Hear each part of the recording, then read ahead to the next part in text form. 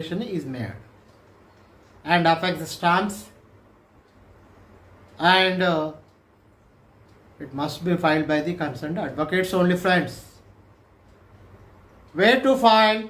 Then this is a nowadays e-filing is process there, friends, courts.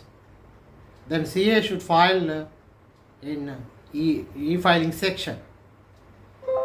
Then remember, friends, in CA filing process, you have to keenly follow up the CA procedure.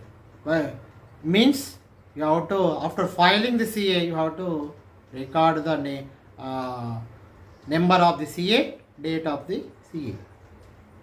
And after receiving the CA, concerned section, online section will send to the concerned section of the court.